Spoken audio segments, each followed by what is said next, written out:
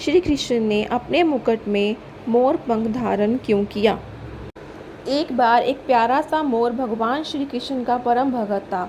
उस मोर को भगवान की ही भक्ति में लीन रहना अच्छा लगता था। एक दिन वह मोर उड़ता हुआ गोकुल पहुंचा और जाकर श्री कृष्ण के घर के बाहर खड़ा हो गया।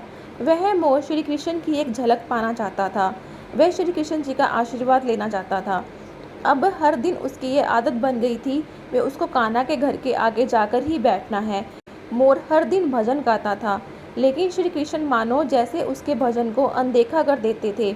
अब वह मोर बहुत दुखी रहने लगा था।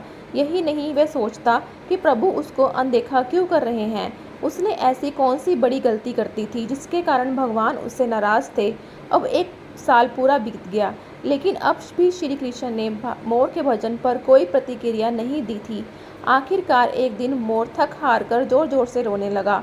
उसकी सिसकती आवाज़ को किसी ने भी नहीं सुना। तभी वहाँ से एक मैना गुजर रही थी। उसने देखा कि मोर जोरों से रो रहा था। वह मोर के समीप पहुंची और पूछा, क्या हुआ भाई, तुम रो क्यों रहे हो?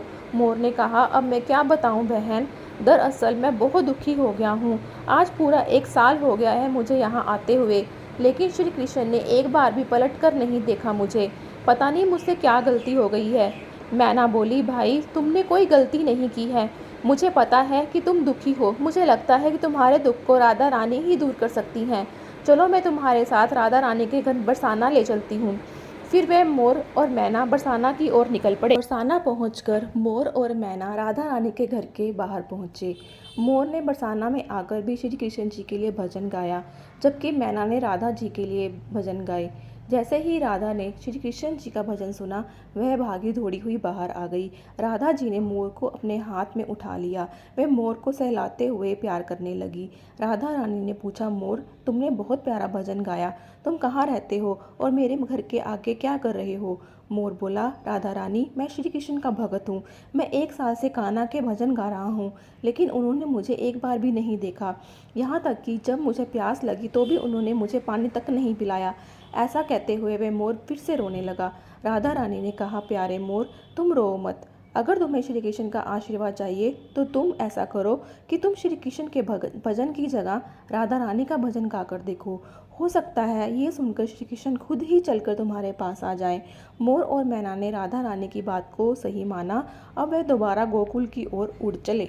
गोकुल में पहुंचकर मोर ने फिर से श्री कृष्ण के घर की ओर रुख किया, पर इस बार कृष्ण जी का भजन गाने की बजाय मोर ने राधा रानी का भजन गाया। जैसे ही राधा रानी के नाम का भजन श्री कृष्ण के कानों में पड़ा, श्री कृष्ण बाहर की ओर दौड़े चले आए। बाहर आते ही उन्होंने मोर को अपने हाथ में उठाया और प्यार से पूछा, प्यारे तोते तुम यहाँ क्या क्यों आए हो? क्या तुम बरसाना गांव से आए हो? राधा रानी का इतना प्यारा भजन गा रहे हो। मोर ने कहा, है भगवान मैं तो गोकुल गांव से ही हूँ और मैं पिछले एक साल से आपके यहाँ आ रहा हूँ, लेकिन आपने मेरी तरफ देखा भी नहीं। ये तो छोड़ो, आपने मुझे कभी पानी तक नहीं पिलाया। श्री कृष्ण ने कहा, प्रिय मोर तुम्हारी बात एकदम सही है। मैंने तुम्हें पानी तक नहीं पूछा, इसके लिए मैं पाप का भी भागीदार हूँ, लेकिन तुम पुण्य आत्मा हो। तुमने सबसे बड़ा पुण्य का काम यह किया कि तुमने राधा रानी का नाम लिया। इसी पुण्य काम के लिए आज से हमेशा के लिए तुम मेरे दिल में बस गए हो। आज से तुम्हारा स्थान मेरे सिर पर होगा।